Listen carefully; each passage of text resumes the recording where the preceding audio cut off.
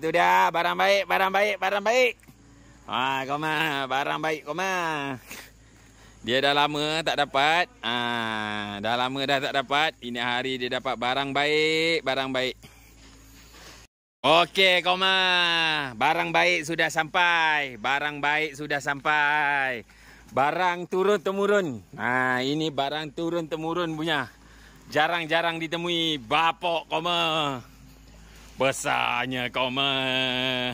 Ikan tenggalan gorgon koma. Okey, buang air dulu, buang air dulu. Buang ke sini. Ya. Okey, pegang. Tu lepas. Okey, kau pegang je. Ni. Tak apa. Ni lepas. Pegang ikan je, pegang ikan je. Barang purba koma, barang purba. Okey dah, ngam. Dah, ngam. Jom, timbang dulu, timbang dulu. Okey, angkat. Okey, timbang dulu. Okey, letak. Timbang dulu 3 kilo. Bapak koma 3 kilo. Okey, angkat.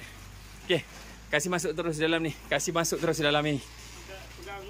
Pegang tangan. Masukkan terus tak apa. Masukkan terus, masukkan plastik kan dia lompat. Pelan-pelan. Allahu akbar. Mana dia? Aduh, kita cuba bagi hidup tengok.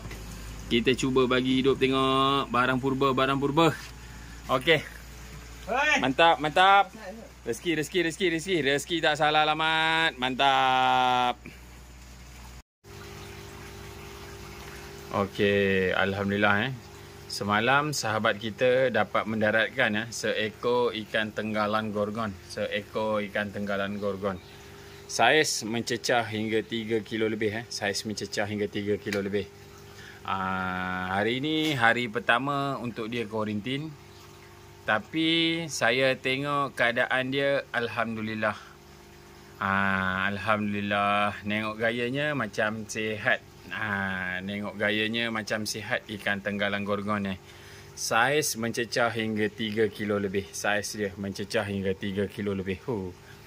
Doa-doalah dia sihat Doa-doalah dia sihat.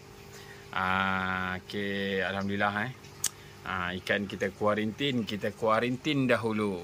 Manalah tahu ikan ni bukan senang bos nak buat hidup. Kita cuba tengok buat hidup. Manalah tahu kokok hidup. Mantap Pak Bu.